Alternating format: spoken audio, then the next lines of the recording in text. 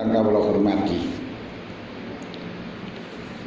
kalau di kronologi dari pertama, balaqad wasainal ladzina utul kitaba min qablikum wa iyyakum anit taqullah. Perintah yang Gusti Allah datang tiang awal lan tiang akhir niku namung takwa niku tok. Takwa secara warok sebagaimana yang telah diaturaken hadis saking Atiyah dikatakan sang Jabir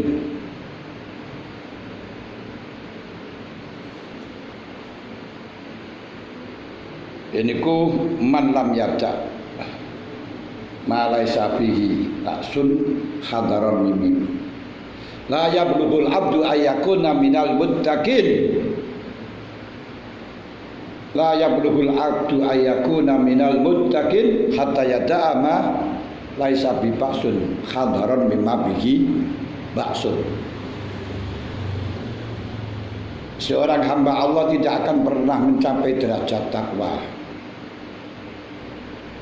Hamba ni Gusti Allah niku ora bakal mencapai derajat takwa kecuali bisa meninggalkan sesuatu yang tidak ada, yang tidak membahayakan karena khawatir terjadinya hal yang membahayakan. Apa hal yang tidak membahayakan tapi khawatir terjadinya hal yang membahayakan? Al-Imam Ghazali didhawuhaken wonten gangsal. Karena 5 hal ini merupakan dalane maksiat. Walaupun toh di situ gak pernah ikut yo dalan gak harus diliwati. Nah, supaya itu maksiat gak liwat sangka niki harus dijogo. Kalau ini gak dijogo, khawatir menjadi jalannya maksiat. Karena jalan itu kulimon kudu sakine limon mboten enten.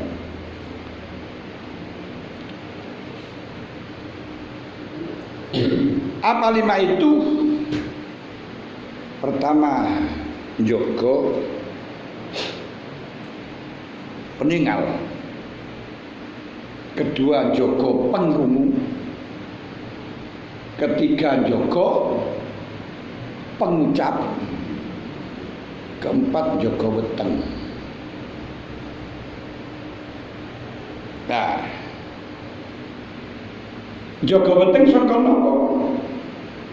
Dari 3 hal. Jaga weteng dari 3 hal. Pertama saking haram. Kedua saking syubhat. Barang sing gak jelas halal, gak jelas haram. Siapa saja yang mendekati larangan maka akan terjerumus pada larangan. Nggih supati padha karo yang cedek-cedek nggih bumi larangan. Nggih suwe-suwe kan yo keblok kok cedek-cedek sumur ya akan ceblok lan sumur ya, cedek-cedek geni akan keselomot. Cedek-cedek Lengowangi ya akan mabuk Lengowangi. Nah, cedek-cedek peceren ya sesuai iso kena peceren. Nah, yang sing subhan niku ya ngoten, cedek-cedek peceren. Suwe ning suwe ya masih sithik-sithik nek bangga kecipratan.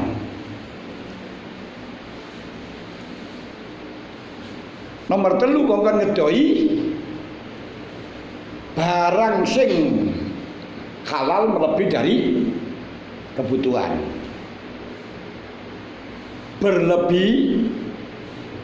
Berlebihan. Kenapa? Kalau di situ berlebihan, tidak boleh dengan yang berlebihan karena barang mubah itu akan dimintai pertanggungjawaban oleh Allah Ta'ala. Barang mubah itu akan dihisab kecuali 2 syarat. 1,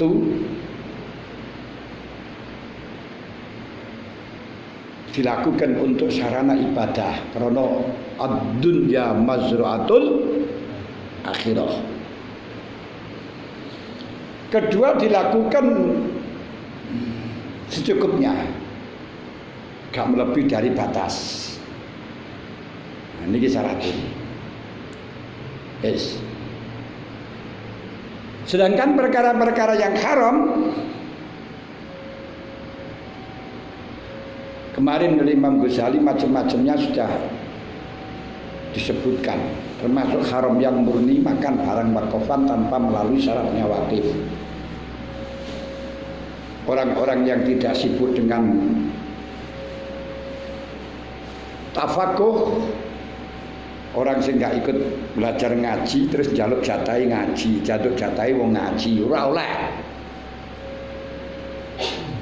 Ada dana diperuntukkan untuk pengajian yang gak ikut ngaji, ikut komplek di sini, tidak diperbolehkan. Lalu kudu hati-hati gitu. Dana dari siapapun di sini digunakan untuk apa? Kalau tidak melok-melok, nggak melok rupe, nggak sesuai dengan sifat, nggak boleh ikut. Walaupun dikasih dengan orangnya, nggak boleh.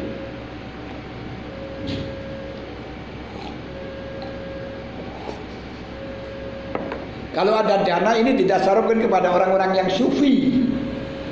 Orang sufi, orang melok-melok, orang-orang yang melakukan dosa besar, yang ditolak syahadahnya, seperti pembunuh, penzina, pengkodef, saksi bohong, kontinu ngelakon dosa kecil, tidak boleh dia menerima dana yang diperuntukkan sufiyah.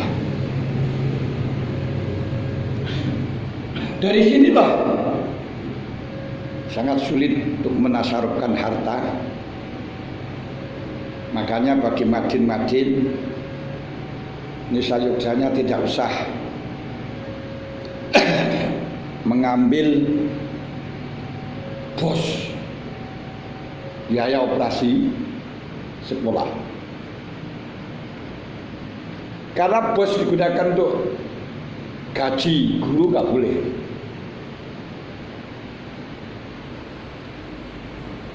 Hanya digunakan untuk biaya operasional. Pembangunan yo ora oleh. Lah operasional madine ngopo? Ya kur butuh paku, kur butuh kapur. Bor ngoten tok ae. Ya ngono tak piro men sak wulan. Biayane berapa? Lho niki.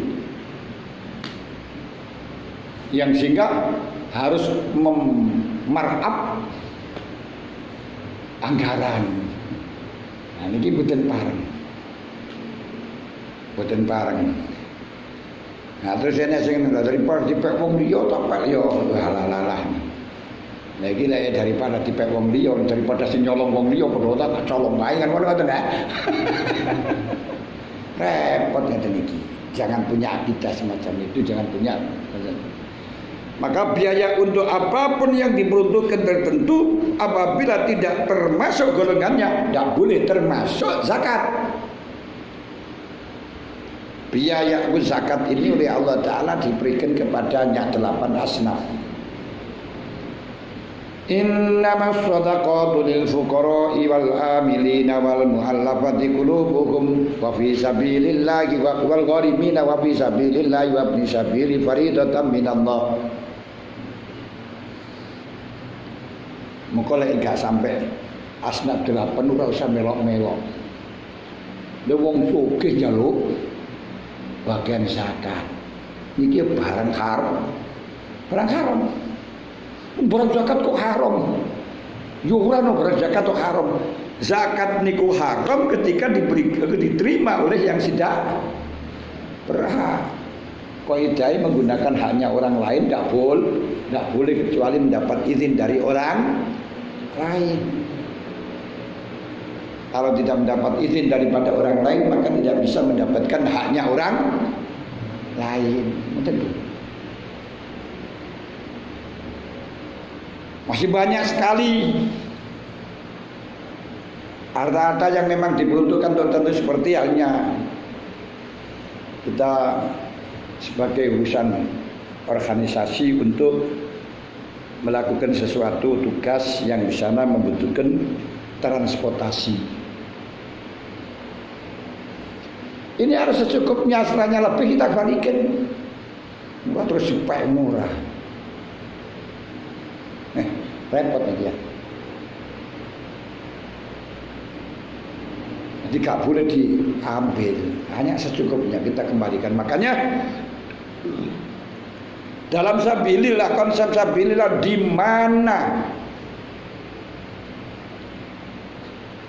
orang-orang yang perang mendapatkan bagian daripada sabilillah, ini hanya untuk operasional perang, digunakan untuk makan, transportasi, akomodasi, konsumsi. Ketika perang sudah paripurna, hartanya masih lebih, biayanya masih lebih, harus dikembalikan. Saniki katanya sabilillah, tidak digunakan operasional. Wong ora tau mulang seminggu mulang pisan. Jaluk bagian sabilil. Operasional opo? Wong mulang sebulan pisan jaluk bagian sabilillah. Repot. Iki boten halal. Boten halal. Padahal konsekuensi dan dampak orang-orang yang makan barang yang tidak halal akan gelap hati. Gelap hati minimal anggotanya tidak akan pernah mampu untuk digunakan taat. Kenapa?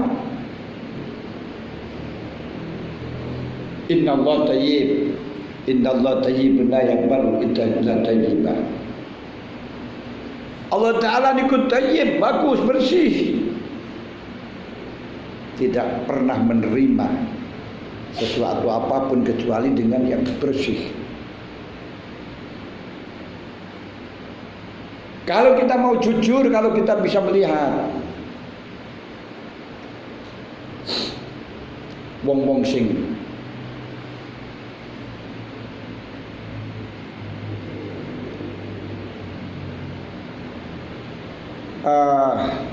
junub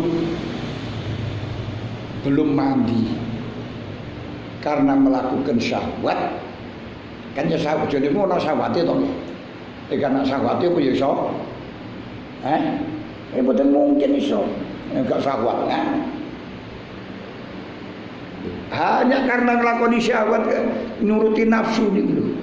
Kalau gak punya nafsu pun ya iso, orang iso, kadang punya nafsu pun yo apa ati karo bondo cupet.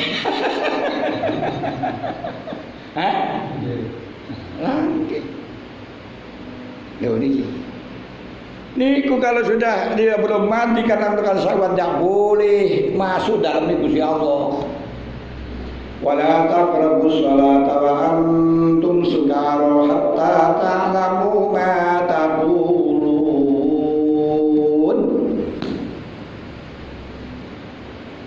Wala junuban illa abiri sabilin hatta tagtasil. Wahai orang junub, kan tidak boleh orang junub. Jangan mendekati sholat ketika kau dalam keadaan junub sebelum mandi. Bahkan yang syahwat ukur-ukur, salaman, senggolan, ambungan, kan syahwat ukur-ukur tadi. Syahwat yang ukur-ukur semacam ini yang akhirnya batalkan wudu tidak boleh nyentuh kitab Gusti Allah oleh orang wudu.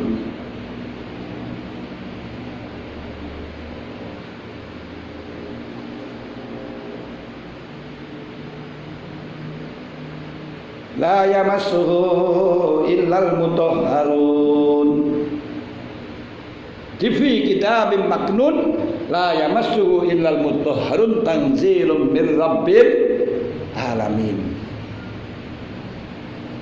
Lha niku padahal dalam kondisi dia itu melakukan syahwat titik ini loh, sentuhan strip kan ya nek syahwat itu ukur-ukur ngono wae lho gak oleh nggawa kitab.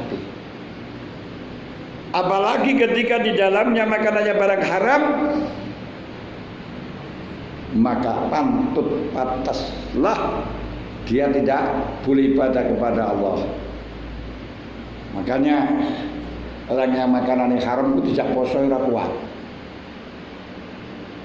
Gagah perkasa, sakit tidak ada, pekerjaannya manol setiap harinya, tapi dikongkon poso tidak kuat. Kenapa?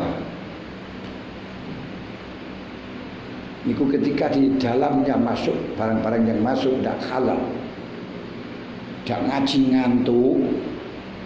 ngantuan, males saras-sarasen.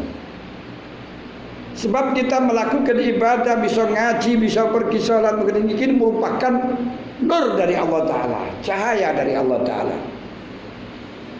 Afaman syarha sadrahu lil islami fahuwa ala nurin min rabbih. Nek ono wong sadar gelem lakoni salat sunat, sadar lakoni tahajud, sadar berangkat ngaji, sadar thalabul ilmi, sadar untuk bersedekah, fahuwa ala nurin min rabbih, karena cahaya dari Allah.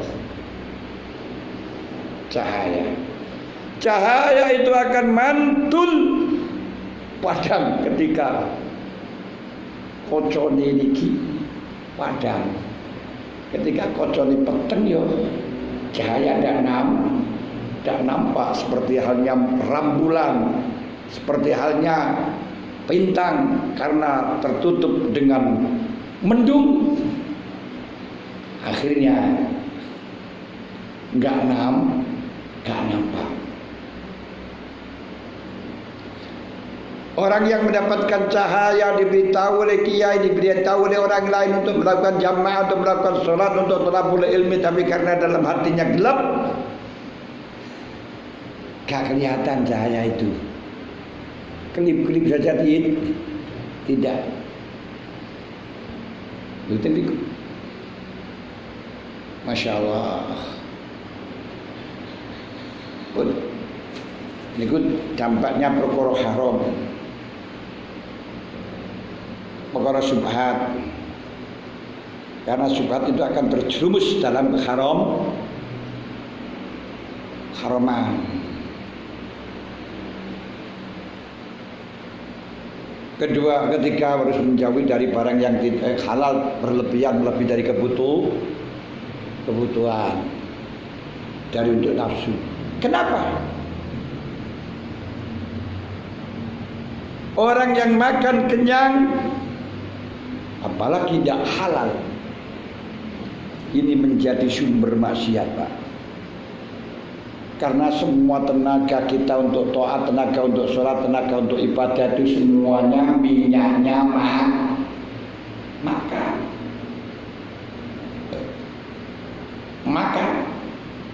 Semuanya tinggi makan. Lek gak makan gak kuat. Mulane Banser yang tukang jaga kiai, konon kabarnya jurgannya siap mati, bahkan membela NKRI dalam kondisi apapun siap mati. Lek luwe ora kuat, Pak.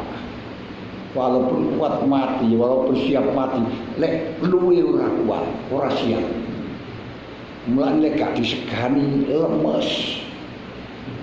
Ya mulai berat perangan. Perlu disegani. Jadi karena tenaga semuanya ini terkuras dari energi ini dari makanan. Maka makanlah yang bergizi, jangan hanya sekedar waduke kebak, tempe bos dientekno, ya murah. Ya iso wareg. Tapi panggawai gembas ora kata apa-apa, gak ada energi nih.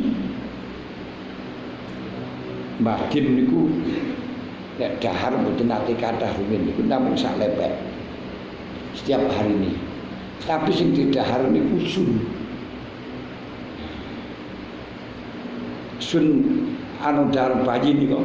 Lha itu bergizi, Pak. Masih sak lepek karo segorong piring niku sing gizi. Sak lepek.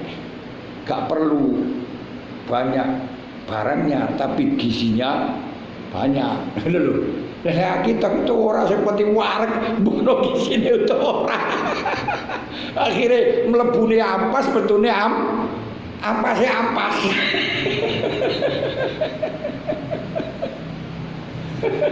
Ya Allah. Mulane lelene ya ora kuat iki sanurane wong ampase ampas.